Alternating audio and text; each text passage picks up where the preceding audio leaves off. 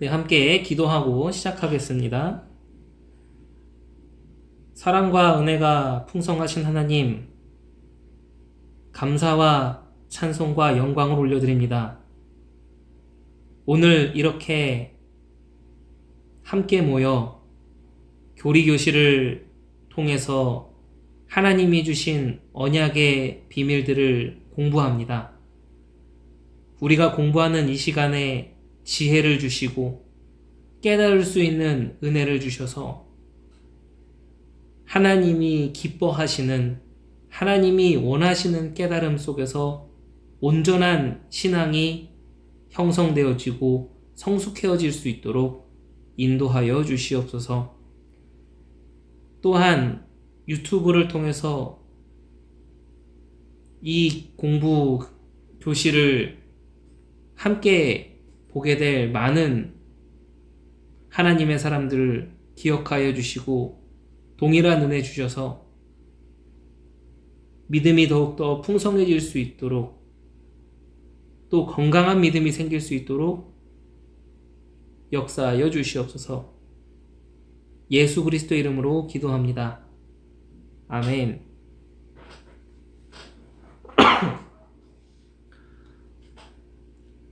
네, 만나서 반갑습니다. 굉장히 오랜만이다라는 느낌이 듭니다. 지난주에 우리 설 명절 기간으로 인해서 좀 한 주 쉬어가는 시간들을 가졌고요. 이제 오늘 이어서 철로 역정을 통해 우리가 공부하게 되는 교리교실을 함께 보게 될 것입니다. 오늘은 철로 역정의 내용 중에 이제 세상 지혜자, 여기서는 세상 지혜자라고 하고, 또 어떤 번역본에서는 세속 현자라고 표현하기도 합니다. 그래서 이런 내용들을 보면서 이 세상 지혜자가 말하는 것이 무엇인지, 또 우리는 그것을 보며 우리의 신앙을 어떻게 점검해 나가고 주의해 나갈 것인지, 이런 부분들을 함께 보도록 하겠습니다.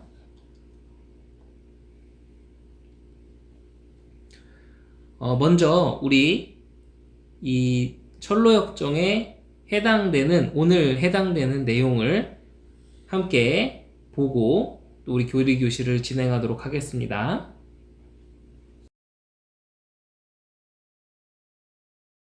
혼자 쓸쓸히 걸어가던 크리스천은 자신을 만나기 위해 멀리 평원을 건너오는 사람을 발견했다. 우연히 두 사람은 길에서 서로 마주치게 되었다. 크리스천을 만난 그 신사의 이름은 세상 지혜자였다. 그는 육신의 정책이라는 도시에서 살았는데 크리스천이 떠나온 곳에서 매우 가까운 곳이었다. 세상 지혜자는 크리스천을 만나자 그가 크리스천일 것이라고 어렴풋이 눈치를 챘다. 왜냐하면 크리스천이 멸망의 도성을 떠난 것이 그가 살았던 도성에서나 다른 동네의 화제거리가 되어서 온통 시끄러웠기 때문이다. 따라서 세상 지혜자는 크리스천이 힘겹게 걸어가는 모습과 한숨을 내쉬며 괴로워하는 모습을 보면서 그가 크리스천일 것이라고 추측하며 말을 걸기 시작했다. 친구여, 그렇게 무거운 짐을 지고 어디로 가는 겁니까? 무거운 짐이라. 정말로 내가 생각하기에도 저처럼 불쌍한 존재는 없을 것입니다. 저에게 어디로 가느냐고 물으셨는데 대답해드리죠, 선생님. 저는 저쪽의 좁은 문을 향해 가고 있습니다. 왜냐하면 그곳에서 내 무거운 짐을 벗을 수 있는 방법을 가르쳐주는 사람이 있다는 말을 들었기 때문입니다. 당신에게 아내와 자녀들이 있습니까? 예, 있습니다. 그러나 이 무거운 짐을 지고 난 후에는 예전처럼 그들과 즐거움을 나눌 수가 없었습니다. 생각하건대 지금 저에게는 가족이 없는 것이나 마찬가지입니다. 만약 내가 당신에게 조언을 드린다면 내 말을 듣겠습니까? 만약 충고가 선하다면 듣겠습니다. 저는 좋은 충고가 필요합니다.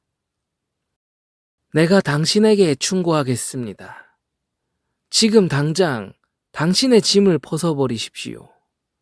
왜냐하면 짐을 벗어버리기 전까지 당신의 마음은 편하지 않을 것이며 하나님께서 당신에게 지금까지 베풀어 주신 축복의 혜택들을 즐길 수도 없기 때문입니다. 이 무거운 짐을 벗어버리는 것이 내가 찾고 있는 바입니다. 그러나 저 스스로 무거운 짐을 벗을 수 없고 우리 고장의 누구도 저의 어깨에서 짐을 벗겨줄 수 없었습니다. 그래서 이미 당신에게 말한 것과 같이 저의 짐을 벗으려고 이 길을 가고 있는 중입니다. 이 길로 가면 당신의 짐을 벗을 수 있다고 말한 사람이 누구입니까? 저에게 나타난 분은 매우 훌륭하고 존경스러운 분이었습니다. 내가 기억하기에 그분의 이름은 전도자였습니다. 나는 그렇게 조언한 그 자를 저주할 수밖에 없습니다. 그가 당신에게 지시해 준 길은 이 세상 어떤 길보다 위험하고 힘든 길입니다. 만일 당신이 그 자의 조언을 따른다면 곧 알게 될 것입니다. 내가 보기에 당신은 이미 어려움을 만났습니다. 왜냐하면 절망의 수렁의 진흙이 당신에게 묻어 있는 것을 보았기 때문입니다. 그러나 절망의 수렁은 이 길을 가고자 하는 자에게 일어날 슬픔의 시작에 불과합니다. 내가 당신보다 나이도 많으니 내 말을 들으십시오. 당신이 이 길을 계속 가면 피곤, 고통, 굶주림, 공포, 헐벗음, 시퍼런 칼날, 사자들, 용, 암흑 등 한마디로 말해 죽음 그 자체를 만나게 될 것입니다. 이것은 많은 증언으로 확인된 분명한 사실입니다. 왜 낯선 사람의 말을 듣고 자신을 그렇게 부주의하게 내던집니까? 왜냐고요? 제 등 뒤에 있는 짐은 선생님이 언급한 모든 것보다 훨씬 무서운 것입니다.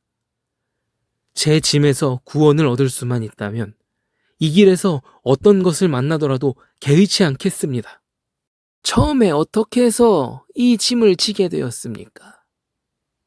이 책을 읽으면서부터입니다. 네, 그럴 것이라고 생각했었소. 다른 연약한 사람에게 일어난 것과 같은 그런 일이 당신에게도 일어난 것입니다. 당신에게 맞지 않는 너무 높은 것들에 대해 참견해서 갑자기 정신착란에 빠진 것입니다.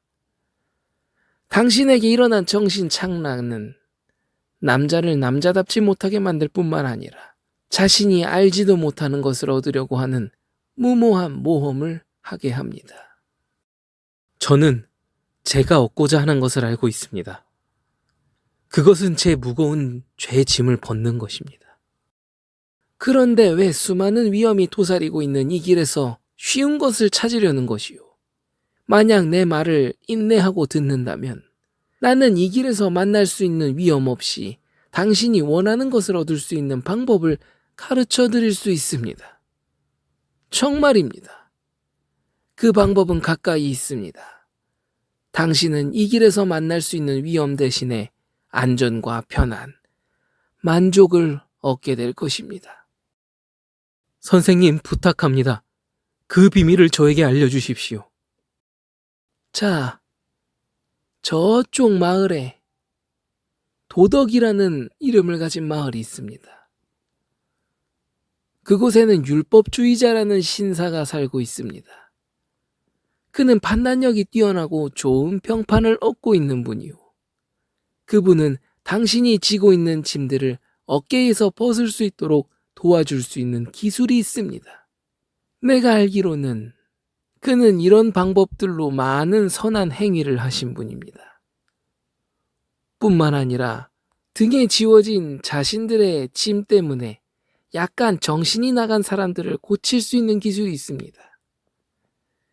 내가 말한 것처럼 지금 그에게 가서 도움을 받으십시오. 그의 집은 이곳에서 멀지 않습니다. 그리고 율법주의자가 집에 없다면 예의라는 이름을 가진 그의 젊은 아들이 있을 것입니다. 그도 늙은 아버지와 마찬가지로 기술이 있으니 당신의 짐을 벗겨줄 수 있습니다. 그리고 당신이 과거에 살던 곳으로 돌아갈 마음이 없다면 당신의 아내와 아이들을 이 마을로 데리고 와서 살 수도 있습니다. 도덕마을에는 빈집들이 있으며 당신은 그 집들 중 하나를 적당한 가격에 살 수 있습니다. 그리고 확신하건대 당신은 정직한 이웃들과 함께 신용과 상류사회 사람으로 살게 될 것입니다. 크리스천은 잠시 망설였으나 곧 결론을 내렸다. 만약 이 신사가 말한 것이 사실이라면 그의 충고를 받아들이는 것이 현명한 처사라고 생각했다. 그리고 추가로 질문했다. 선생님, 그 정직한 선생의 집은 어느 길로 가야 합니까? 저쪽으로 언덕이 보이지요? 예, 매우 잘 보입니다. 당신은 반드시 저 언덕으로 넘어가야만 합니다. 언덕을 넘어 첫 번째 집이 율법주의자의 집이요.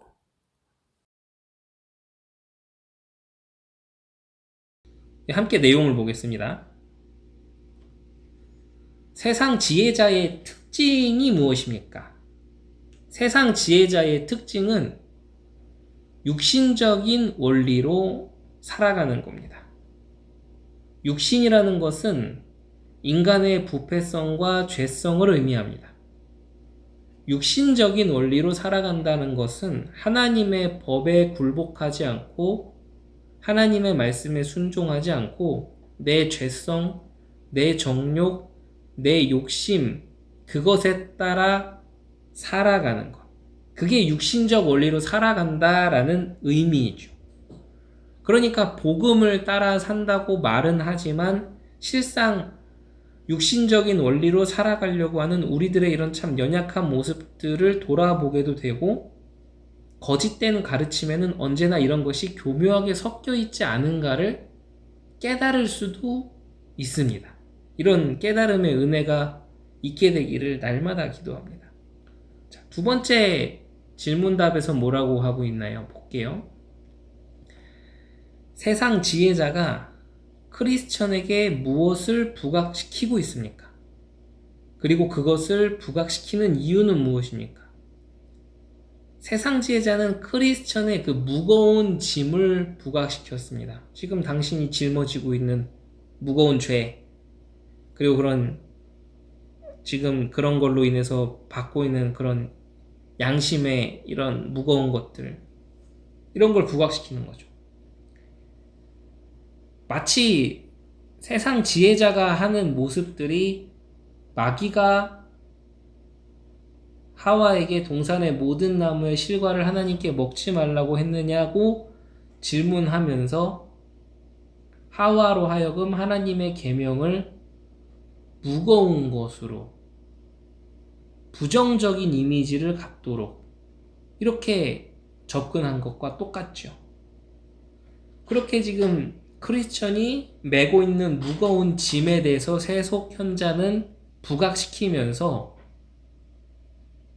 마치 하나님이 주신 그 깨달음, 죄에 대한 그 각성의 그 마음들, 이런 것들이 오히려 과하다고 여기게끔 만드는 겁니다.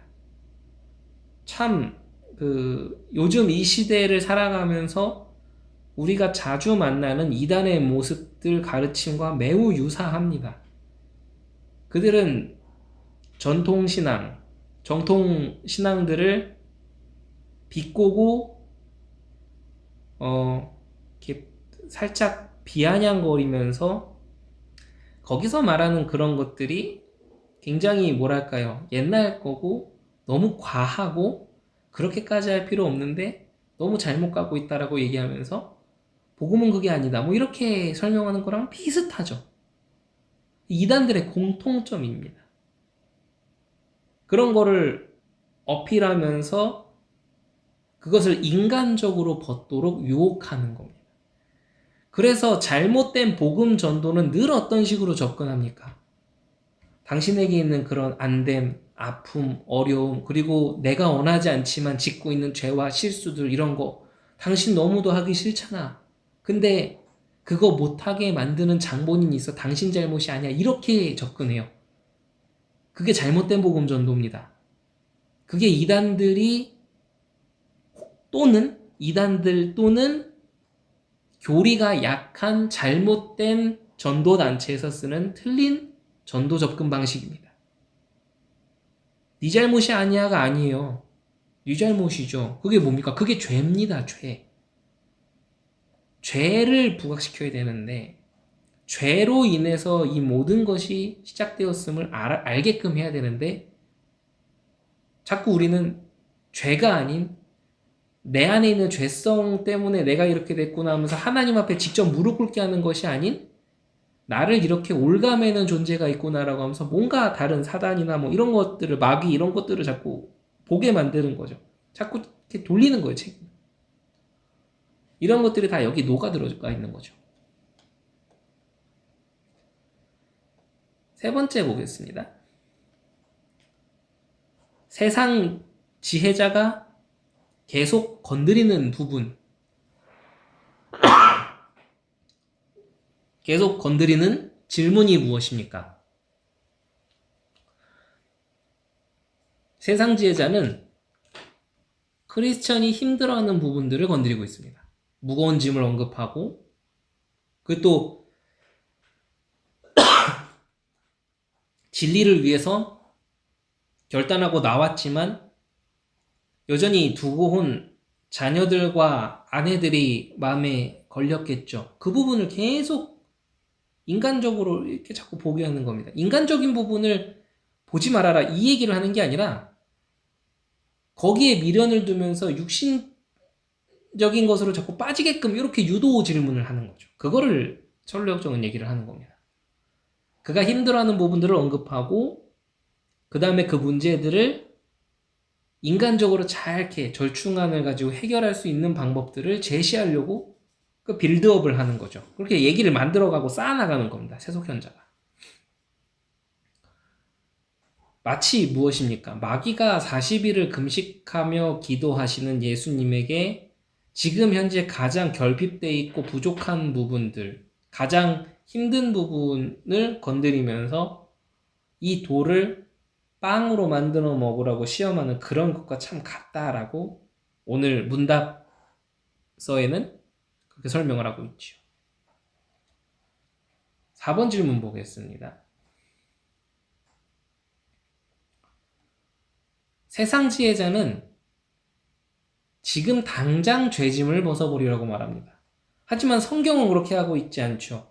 당장 죄짐을 벗어버리는 것이 아니라 그 길을 가면서 하나님이 허락하신 만남, 또 가야 되는 여정들 이런 거를 가다 보면 그 죄짐을 벗게 되는 날이 올 것이라고 말하는 거죠. 완전 다르지 않아요? 지금까지 혹시나 이 교리교실 영상이든 생방송이든 또 별도로 교재를 공부하시는 분들이든 지금까지 혹시나 어떻게 듣고 이해하셨습니까? 야, 예수 믿으면 끝이야. 복음이면 다 된 거야. 끝이야. 당장 우리는 거기서 벗어날 수 있어. 당장 그 죄짐 벗어버려. 나중에 이렇게 죄를 위해서 싸우고 자꾸 막 그 슬퍼하는 척 하지 마. 그거 다 종교야. 이렇게 혹시 이해하고 계시진 않았나요? 그런 얘기를 듣지는 않으셨나요, 혹시? 근데 오늘 이 철로 역정을 통해서 교리를 공부하게끔 만든 이 개혁주의 신학에 입각한 이 교재는 뭐라고 얘기합니까? 세상 지혜자, 틀린 교리들은 지금 당장 죄의 짐을 벗어버리려고 말하는 거죠. 찰스 피니는 이것을 즉각적 회계라고 말했죠. 물론 찰스 피니는 인간의 원죄와 인간의 무능함을 인정하지 않았습니다. 그렇기 때문에 이런 주장을 했지요. 이런 부분들이 전부 뭐 알미니안, 펠라기우스 전부 이런 쪽으로 가는 겁니다. 인간 쪽에 자꾸 무게를 두고 인간을 헤아린다라는 이름하에 하나님의 전적인 역사와 은혜를 희석시키는 그런 교리들이죠. 이 죄의 짐을 우리가 스스로 벗어버리는 게 우리에겐 가능하지가 않죠. 이거를 이제 얘기하는 겁니다. 그래서 4번의 답을 볼게요. 세상 지혜자의 유혹은 인간 스스로 죄짐을 벗을 수 있다라고 얘기합니다. 그래서 스스로 벗어버리라고 얘기하는 거죠. 근데 우리는 기억해야 됩니다. 이 죄짐, 이것은 하나님의 은혜로 벗겨지는 것이지 인간 스스로의 결단이나 노력으로 벗어지는 것이 아닙니다. 세상 지혜자의 유혹은 인간의 원죄, 인간의 죄 이런 거를 부정합니다. 여기 자꾸 찰스 핀이라는 사람이 나오는데 그 학자가 얘기하는 이런 인간 스스로 변화시킬 수 있다고 하는 주장과 같은 거죠. 이런 부분을 얘기합니다.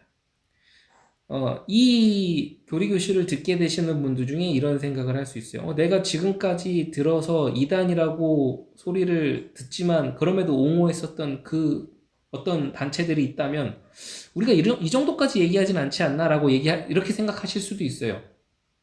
우리도 성령의 은혜, 성령의 역사 다 얘기한다라고 얘기하죠. 그래서 제가 전에도 한번 얘기했죠. 가장 무서운 이단은 성경을 가지고 그럴듯하게 사람을 미혹시키는 이단이 가장 무서운 이단이다. 제가 한번 말씀드린 적이 있었습니다. 그 부분은 이제 나중에 점차 내용을 보면서 우리가 이제 더 이해하게 될 겁니다. 스스로 할 수 있는 건 없어요. 인간이 스스로 할 수 있는 건 없습니다.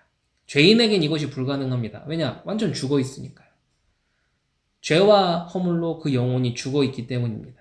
그래서 오직 우리를 거듭나게 하는, 중생시키는 하나님의 은혜가 우리에게 임해야만 할 수 있는 거죠. 성령의 역사하심이 우리에게 임해야만 우리가 거듭날 수 있는 겁니다. 그래서 하나님의 말씀을 접하게 하신 것도 하나님의 은혜고, 그 말씀을 귀담아 듣게 하신 것도 하나님의 은혜고, 그 말씀을 듣고 깨닫게 하신 것도 하나님의 은혜고, 하나님 앞에 무릎 꿇게 하신 것도 하나님의 은혜고, 그런 우리를 받아주셔서 우리를 거듭나게 하시는 것도 하나님의 은혜입니다. 이 모든 게 하나님의 은혜라는 거죠.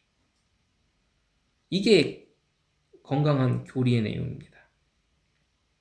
5번 질문 볼게요. 크리스천이 뭐 이런저런 대답을 하죠. 그 대답이 어떤 것이었습니까? 뭐가 있어야 이 죄의 짐이 떨어져 나가는 것인가를 우리가 돌아보게 하는 거죠. 중생의 은혜, 거듭남의 은혜가 있어야 됩니다. 다시 태어남의 은혜죠. 내 스스로 죄의 짐을 벗을 수 없고 어떤 인생도 내 죄를 해결해 줄 수 없습니다. 성령의 역사하심의 그 중생의 역사, 이것이 죄인들에겐 반드시 필요하죠. 이거는 인간의 도움과 협력으로 일어나는 것이 아닙니다. 오직 하나님의 전적인 역사, 이것으로 일어나는 것이죠. 보세요. 세상 지혜자는 누구를 비난합니까? 세상 지혜자가 오히려 크리스천에게 성경의 말씀으로 제대로 조언한 전도자를 비난하죠. 왜 비난합니까? 세상 지혜자는 크리스천으로 하여금 이 전도자의 말, 진리의 조언에서 떠나서 이 본인, 세상 지혜자가 말하는 자신의 그 거짓된 말을 믿게 하려고, 이쪽으로 기울어지게 하려고 계속 그냥 뭐 불갑을, 맥락이 없어도 그냥 전도자를 비난하는 겁니다. 세상 지혜자는 크리스천을 미혹하고 속이기 위해서 전도자의 말을 비방합니다. 세상 지혜자는 성령의 죄에 대한 질책의 그 역사하심, 이것을 어떻게 이야기하고 있나요? 세상 지혜자는 성령의 유효한 역사 가운데 일어나는 그 내 죄를 돌아보고 그 하나님 앞에 책망받는 것 같은 그 마음, 이거를 죄의 질책의 역사라고 표현을 하는 건데, 죄의 질책의 역사에 대해서 세속현자는 정신착란 증세라고까지 말합니다. 정신병자라고 얘기하는 거예요. 참, 이 진리를 깨달은 사람의 눈으로 봤을 땐 참 어이없는 말인 거죠. 죄에 대한 각성을 무시하고, 그것에서 떠나게 하기 위해서 막 오히려 비난하고, 바른 길, 옳은 길로 가려는 자들을 오히려 비난하고 정죄하고 비아냥거리면서 유혹하는 겁니다. 그러니 이단 단체에 있는 사람들이 정통교리를 가지고 바르게 나아가려고 하는 자들에게 어떻게까지 얘기합니까? 그런 도덕, 윤리 지키는 거 당신이나 하라고 이렇게까지도 얘기합니다. 최근에 지나가듯 어디서 그런 강단에서 그렇게 얘기하는 사람을 본 기억이 있어요. 그렇게 죄에 대한 각성을 무시하게 하고 가치 없게 만들고 이렇게 하는 겁니다. 하나님의 은혜와 성령의 역사로 죄의 각성, 이것을 통해서 우리는 진정한 회개로 나아올 수 있는 것인데, 세상 지혜자는 그게 중요하지 않다라고 얘기하는 겁니다. 그걸 너무 죄로 인한 그 양심의 가책, 그거 그렇게 너무 무겁게 있을 필요 없다면서 그거 그냥 떨쳐내, 이렇게 얘기하는 거예요. 겉면이라고 썼지만 그 겉면이 아니죠. 그 유혹인 거죠. 미혹시키는 거죠. 세상 지혜자는 어떻게 유혹합니까? 세상 지혜자는 크리스천이 순례의 길에서 떠나도록 유혹하고 미혹합니다. 더구나 원하는 것을 위험 없이 쉽게 얻을 수 있다고 합니다. 마치 복음은 쉬운 거야. 복음은 단순한 거야. 간단한 거야. 이런 맞는 것 같은데 뭔가 그 참 아리송한 그럴듯한 이런 말로 하나님 말씀을 깊이 알아가려고 하는 이들을 방해하는 그런 뭔가 참 비슷하지 않나요? 이러한 유혹을 받으면 받을수록, 이런 유혹은 받게 되면 어떻게 됩니까? 진리에 대해서 더욱 강팍한 심령이 됩니다. 그러니까 성경으로 돌아가자. 성경 말씀대로 살아야 된다. 우리가 잘하고 있다고 우쭐댈 게 아니라 늘 하나님 앞에 엎드림으로 내가 더욱더 하나님이 원하시는 대로 가길 원한다는 늘 낮은 마음 겸손한 자의 모습, 나는 늘 부족하다라는 그 마음을 가지고 하나님을 알아가길 원합니다라는 이런 진리에 대해 선포하는 자들에 대해서 굉장히 악한 마음을 갖게 만드는 거죠. 냉랭하게 만드는 거죠. 그래서 조롱하고 비난하고 이렇게 만드는 겁니다. 그리고 그들은 어떻게 합니까? 결국 궁극적으로는 육신적인 것을 얻기 위해서 진리에서 그들은 떠나게 되고 그렇게 발걸음을 옮기게 됩니다. 세상 지혜자. 여기서 말하는 세상 지혜자는 완전히 불신자 지혜자일 수도 있지만요. 성경을 인용해서 세상의 것과 육신의 것과 사탄의 유혹들을 그럴듯하게 포장하는 자들도 포함됩니다. 되게 위험한 말이에요. 세상 지혜자라는 게 참 무서운 사람들인 거죠. 그 세상 지혜자가 제시하는 길이 어떤 길입니까? 넓은 문, 넓은 길이죠. 자, 보세요. 넓은 길은 나를 부정하지 않아도 돼요. 십자가를 지지 않아도 됩니다. 복음은 누리는 거야. 라고 말하는 것과 비슷하죠. 그래서 어떻게 합니까? 그런 고민을 가진 사람들에게 인기가 있어요. 그래서 많은 사람들이 넓은 문과 길을 선택합니다. 특히나 이 시대를 살아가는 현대인들, 젊은 세대일수록 이런 거에 혹하죠.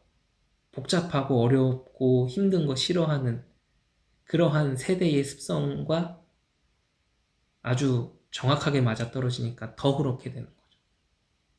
그들은 어떻습니까? 외형적인 종교 생활로 만족해 합니다.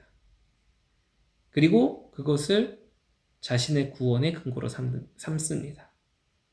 예배만 드리면 됐지. 그래서 그냥 예배당에 눈도장 찍고 출석 체크하려고 옵니다. 그러니 안 되는 거죠. 우리는 더욱더 신실하게 우리 앞에 비바람과 풍파와 어려움이 몰아쳐도 왜 내가 신앙생활 잘하는데 하나님 다 나에게 이런 것을 주십니까? 라고 하면서 원망할 게 아니라 왜 하나님께서 내게 이런 걸 주셨느냐 하면서 하나님 앞에 더욱더 무릎 꿇고 매달리고 하나님의 은혜를 구하고 온전히 하나님만 바라보는 사람으로 이렇게 살아야 되는데 세상 지혜자가 제시하는 길은 그런 것과 정반대로 가게 만드는 거죠. 복음을 알려준다고 하면서 복음에서 떠나게 만드는 겁니다. 참 위험한 일인 거죠. 10번째입니다. 인간의 능력으로 도덕적으로 개선해서 구원받을 수 있다는 완전 지극히 세상적이고 철학적인 거죠. 세상 지혜자가 말하는 복음은 어떤 복음입니까? 인간의 능력으로, 그러니까 우리의 열심으로 도덕적인 삶을 추구해서 구원받을 수 있다. 이거는 완전 다른 걸 얘기하는 복음이죠. 인간은 부패해서 선한 것을, 도덕적인 걸 택하지도 않습니다. 좋아하지도 않습니다. 인간이 본래 그렇습니다. 그리고 설령 도덕적으로 개선을 한다고 해서 그 개선을 통해서 하나님이 우리에게 요구하시는 그 하나님의 의에 도달할 수는 없습니다. 도덕적인 삶을 추구하면서 자신이 구원받았다고 생각하는 것은 스스로 거짓 확신이다. 많은 분들이 이런 부분은 동의하겠죠. 틀린 교리 가진 사람들은 어떻게 얘기합니까? 그래서 도덕 지키고 이게 별로 중요한 게 아니야. 이렇게 얘기합니다. 맨날 중요한 게 아니라고 얘기하면 대체 뭐가 중요합니까, 그럼? 참 재밌는 표현이 있죠. 더욱이 이러한 상태에 있는 자들이 어떻게 해요? 교만해요, 교만해.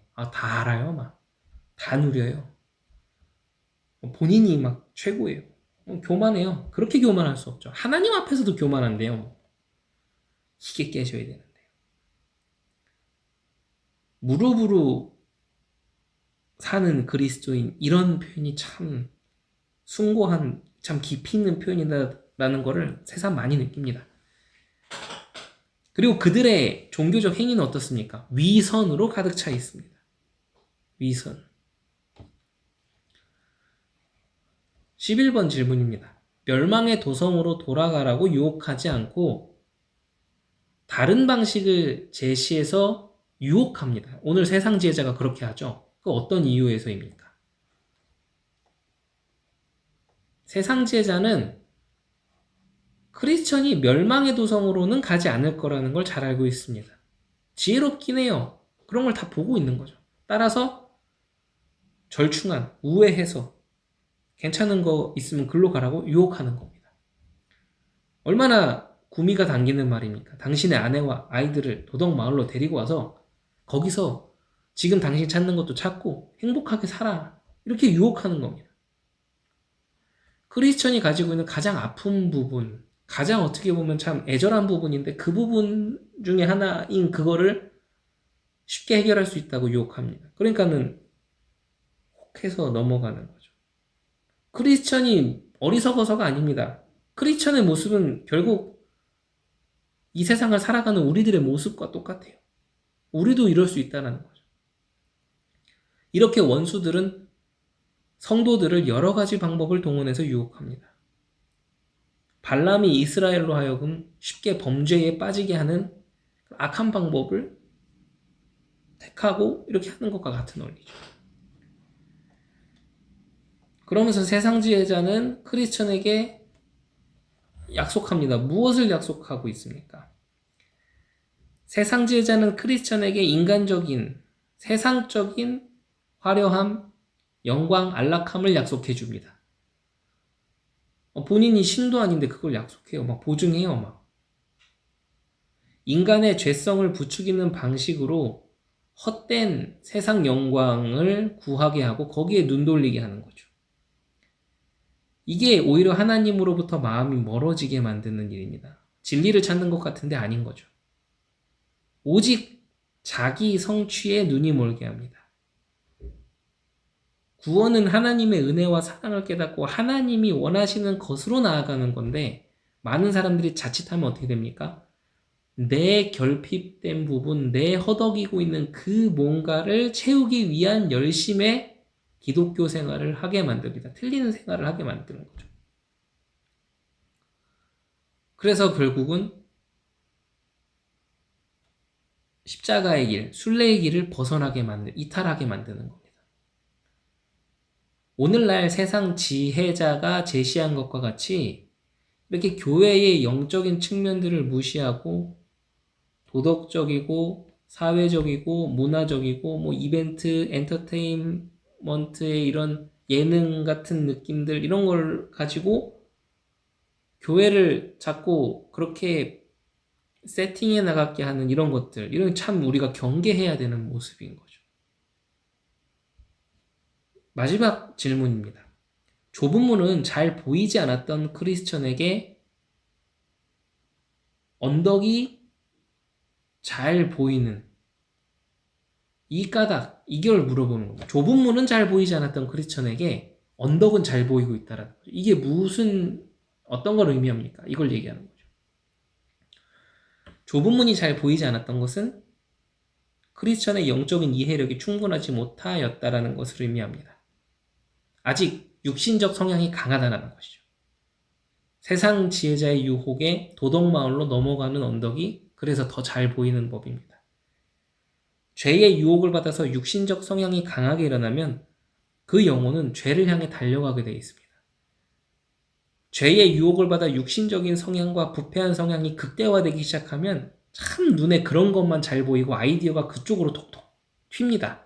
이게 인간이에요. 세상 지혜자의 유혹이 바로 이렇습니다. 크리스천에게 육신적 성향이 일어나게 해서 죄를 향해 달려가도록 만드는 거죠. 이런 부분을 보면 우리도 조심해야 되지만 혹시나 나의 어리석은 모습이 다른 사람을 그렇게 가도록 만들게 하진 않는가를 돌아보게끔 만드는 겁니다. 오늘 우리가 이러한 내용들을 같이 봤습니다. 이 내용들을 같이 보면서 항상 우리가 기억해야겠죠. 하나님 앞에 온전하게 가는 그러한 사람의 발걸음이 되게 해달라고. 우리는 그렇게 기도해야겠습니다. 그래서 이 시간에 우리 시간은 조금 늦었지만 함께 오늘 같이 공부한 내용을 가지고 각자 계신 곳에서 기도했으면 좋겠습니다. 하나님 은혜 주셔서 좌로나 우로나 치우치지 않고 이탈되지 않고 신실한 그리스도인의 모습을 가지고 살 수 있게 은혜 달라고. 우리 이 시간에 잠깐 합심으로 기도하도록 하겠습니다. 기도하겠습니다. 하나님 감사합니다. 하나님의 은혜를 생각하는 매일매일이 되게 하여 주옵소서. 내 육신의 안락함, 내 육신의 자랑을 위해서 신앙생활하고 내 육신적인 상처와 결핍된 것을 보상받기 위해서 신앙생활하는 자가 아닌 하나님이 기뻐하시는 일을 위해서 신앙생활을 하고 엎드리는 자가 되게 하여 주옵소서. 그러기 위해서 우리에게 필요한 것은 성령의 충만함입니다. 성령의 역사하심입니다. 우리에게 매일매일 성령의 충만함을 부어주시옵소서. 하나님의 은혜로 말미암아 성숙한 신앙을 경험하고 소유하는 자들 되게 하여 주옵소서. 또한 우리의 모든 약한 부분들이 있다면, 연약한 육신의 부위들이 있다면 치유의 하나님의 그 손길을 얹어주셔서 치유하여 주시고 강건케 하여 주셔서 우리가 하나님 나라의 일을 위해 살아가는데 조금도 부족함이 없도록 우리에게 은혜를 베풀어 주시옵소서. 또 우리가 그러한 시간들을 통해 하나님 앞에 더욱더 엎드리고 겸손해지는 은혜의 시간표가 될 수 있게끔 역사하여 주옵소서. 우리의 이 공부하고 알아가는 시간이 하나님이 기뻐하는 시간 되기를 소원합니다. 우리의 신앙이 하나님의 말씀으로 성숙해지는 그러한 길을 갈 수 있도록 축복하여 주시옵소서. 예수 그리스도 이름으로 기도합니다. 아멘.